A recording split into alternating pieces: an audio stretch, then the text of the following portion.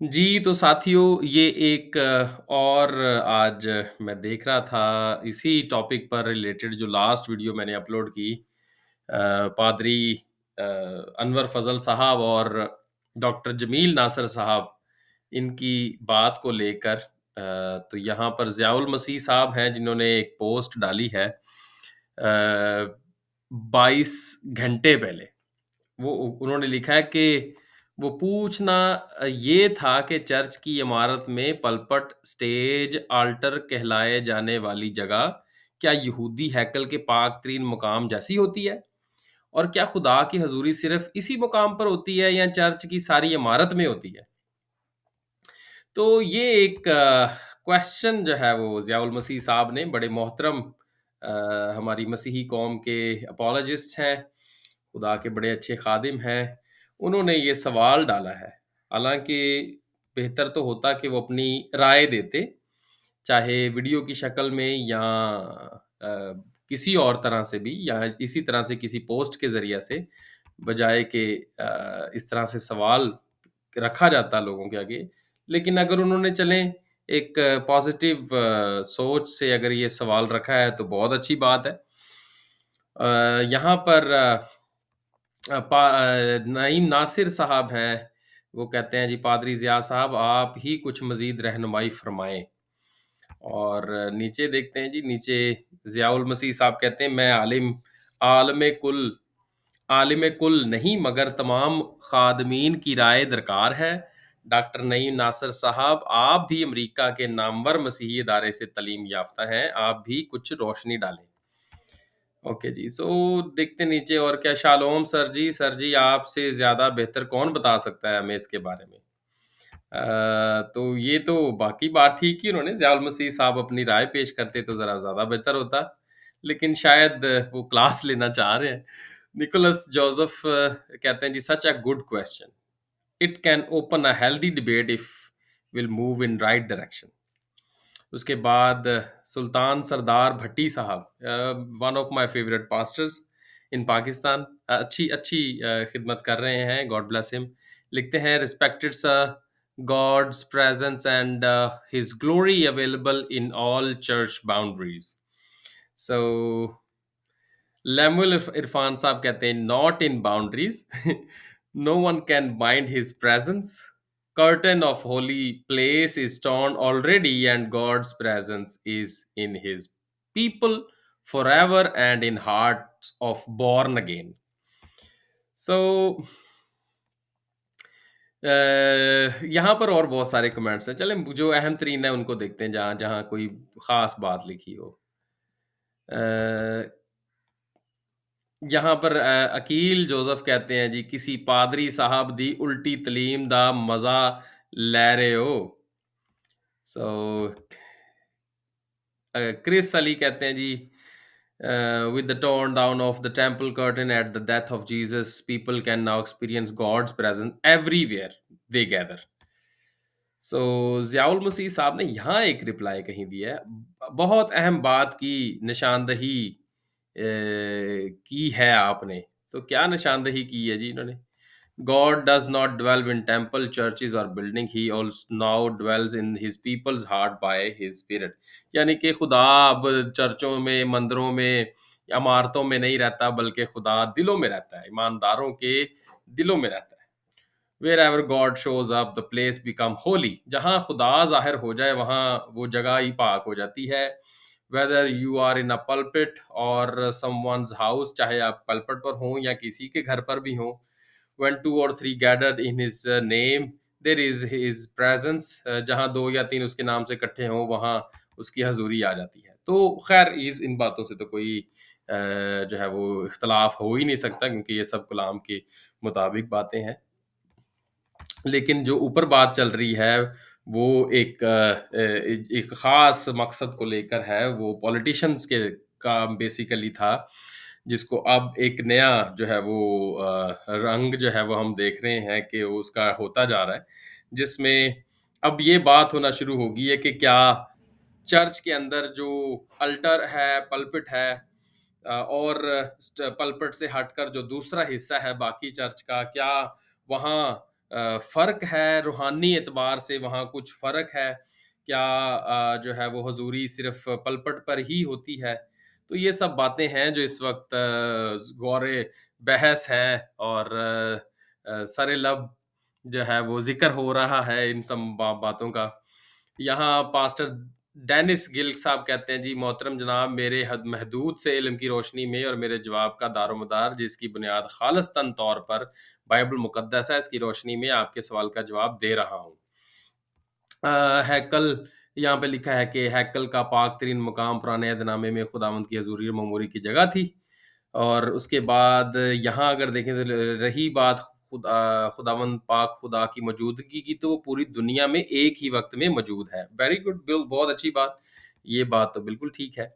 रही बात पलपट मजबा मंबर, ये इबादत गाह में वो मुकाम जहाँ से खुदावंद पाक खुदा पूरी जमात या अपनी दुल्हन से अपने ममसू के ज़रिए बात करता है, इसलिए चर्च बिल्डिंग में ये मुकाम ज़्यादा तकद्दुस और एहतराम का हामिल होता है।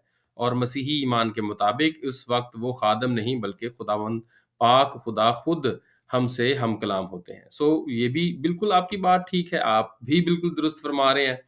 ज़ियाउल मसीह साहब यहाँ पे क्या कहते हैं, बहुत खूब बयान किया। मैं चाहता हूँ कि इस बात का फ़ैसला किया जाए, क्या खुदा की हज़ूरी या रूहुल कुद्स की ममूरी सिर्फ़ पलपट अल्टर पर ही होती है, बाकी चर्च की इमारत में ऐसा नहीं होता?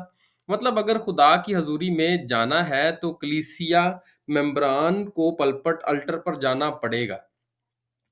और क्या फिर चर्च प्रेज़ी प्रिज़ाइडर, चर्च खज़ांची, क्वायर लीडर और मेंबरान को अल्टर या पलपट पर जाने की इजाज़त होनी चाहिए? सो ये जो सवालात हैं, ये तो बहुत सारे सवालात हैं। इसमें 2 सवाल हैं, बेसिकली तो 2 सवाल हैं, लेकिन उसके बहुत सारे पहलू हैं, जिनको अगर डिस्कस किया जाए तो आई डोंट नो ये इस तरह की कमेंट्स में आके सारी बातें जो हैं वो शेयर की जा सकती हैं, लेकिन यहाँ जो भाई जवाब दे रहे हैं, वो मैं आपके लिए पेश कर रहा हूँ। आगे क्या लिखा है जी? आगे लिखा है जी, वो कह रहे हैं जी, "you are right my bro." Joshua Gill साहब ने कहा जी। विकी विकी मातो क्या कह रहे हैं जी, आप सब एक प्लेटफॉर्म पर एक साथ बैठकर बात क्यों नहीं करते? मतलब इस बात को सुलझा क्यों नहीं देते? क्या अब ये बातें सब त तन तनाज़ा है तनाज़ा ही बनकर रह गई है? सो अगर देखा जाए तो मैं समझता हूँ कि ये कोई इतनी पेचीदा जो है वो बात नहीं है जिसको पेचीदा बनाया जा रहा है। और ये हमारा ईमान इतना कमज़ोर या हमारा ईमान इतना वो क्या कहते हैं कि उसका दायरा इतना छोटा नहीं था या है कि हमें इतनी-सी बात की समझ ना आए। लेकिन ख़ैर कई ऐसे लोग हैं जिनको शायद इसको समझने की ज़रूरत है भी।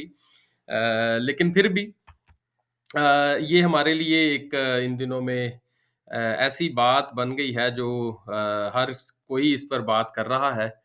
और यहाँ सुलेमान वसीम क्या कहते हैं जी, सर ये काहन पर इन्हिसार करता है, फशहूर है या खल्किया ज़्यादा।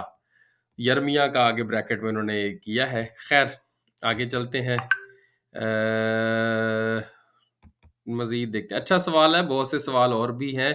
मेरा ख़्याल है डॉक्टर जमील नासिर साहब का मौक़िफ़ बहुत कमज़ोर है।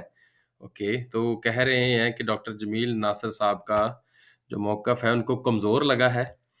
और यहाँ ज़ियाउल मसीह साहब ने आई थिंक कुछ लिखा है, वो दरअसल सोंठ सेवंथ डे एडवेंटिस्ट की सैमरी याफ्ता है, जो कि यहूदी माइल चर्च है।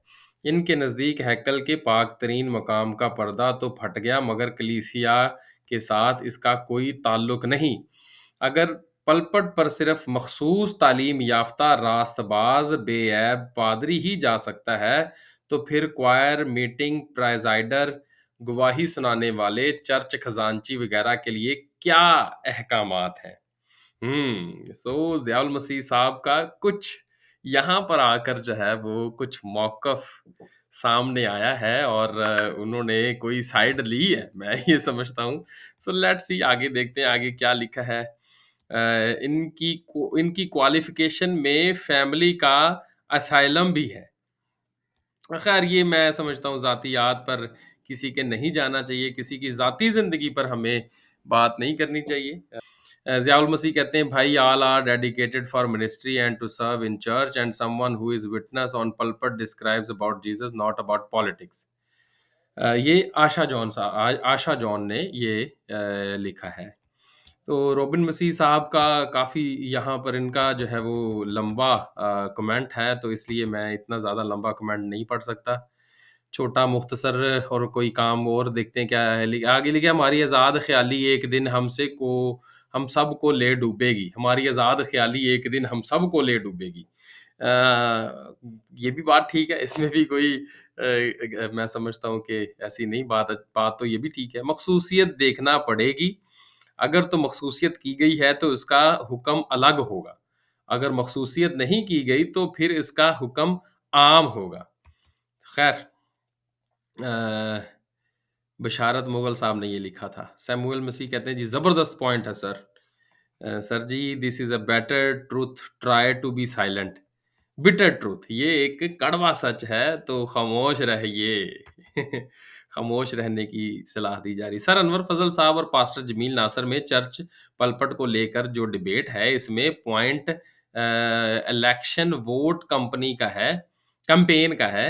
चर्च पलपट पर खड़े होने का प्रोटोकॉल कलीसियाई मुकद्दसीन की रवायत है। अच्छा जी। हैकल के पाक तरीन मुकाम का पर्दा तो चाक हो गया। खुदा इंसान पर आश्कार होने के लिए तमाम जगह को पाक तरीन कर दिया है। अलबत्ता अलामती तौर पर पलपट के तकद्दुस को तकद्दुम हासिल रहना चाहिए। सो यहाँ पर और भी है, क्या चर्च मसीही बाती प्रोग्राम के अलावा किसी और सरगर्मी का मुतहम्मल हो सकता है? उसके बाद है जी, अम आगे चलते हैं। एक एक ये सवाल करना और पलपट को आम समझना अजीब लगा। अगर पलपट पाक मुकाम का रुतबा नहीं रखती है, तो फिर चर्च को खुदा की हैकल क्यों कहते हैं? फिर और अगर चर्च हैकल जितनी इज़्ज़त और एहतराम वाली जगह है, आगे चलते हैं। अ, खैर पूरी बात शायद उस तरह से नहीं लिखी, लेकिन खैर वो अपना मतलब बयान कर गए हैं इस पूरे जुमले में, कि अगर पलपट को आम समझना अजीब लगा, वो कहते हैं जी, आपका ये सवाल करना और पलपट को आम समझना अजीब लगा। अगर पलपट पाक मुकाम का रुतबा नहीं रखती है, तो फिर चर्च को खुदा की हैकल क्यों कहते हैं? और अगर चर्च हैकल जितनी इज्जत एहतराम वाली जगह है। अच्छा ख़ैर, आगे चलते हैं, मज़ीद देखते हैं। भाई का नदवीद इकबाल खोखर साहब की बात भी इम्पोर्टेंट है। ख़ैर मैं उसमें कोई दूसरे मज़ाहब का लफ़्ज़ नहीं पढ़ूँगा। आशा जॉन है, भाई अगर पलपट पर सियासत करनी है तो फिर चर्च का कोई फ़ायदा नहीं। चर्च मुक़द्दस जगह है, इसलिए इसमें ख़िदमत करने वालों पहले मख़सूस किया जाता है। क्या आप इस तालीम से वाक़िफ़ नहीं? इसी से खुदा का कलाम गलत हो जाता है, क्योंकि आज ना तो चर्च का तकद्दुस रहा है, ना पलपट का। वेल सेड, आशा जॉन, वेल सेड। आगे चलते हैं जी, डैनियल हमीद ने क्या लिखा है? डैनियल हमीद लिखते हैं, जी जनाब पास्टर डेनिस गिल साहब, आपने बात बहुत खूबसूरत की है। हम खुदा के घर को खुदा का घर तो कहते हैं, पर हम खुदा के घर की इज़्ज़त नहीं करते। आज बहुत से लोग दुनियावी शाबाश लेने के लिए खुदा के कलाम की जगह की बेहुरमती कर रहे हैं। हुँ, अच्छी बात है। ये भी आगे चलते हैं। Every place has its own respect and honour. आप सीधी तरह अनवर फजल की हिमायत क्यों नहीं करते? खुर्रम शहजाद खुर्रम कहते हैं, आप सीधी तरह अनवर फजल की हिमायत क्यों नहीं करते? अल्फाज के पीछे क्यों छुपते फिर रहे हैं? ओके जी, तो ये तो जवाब खैर उन्होंने देना है, अपना ज़ियाउल मसीह साहब ने। खैर, तो ख़ैर यहाँ पर बहुत सारे और भाइयों ने और बहनों ने इस पर किया है रिस्पॉन्स अपना, काफ़ी लंबे-लंबे कमेंट्स हैं।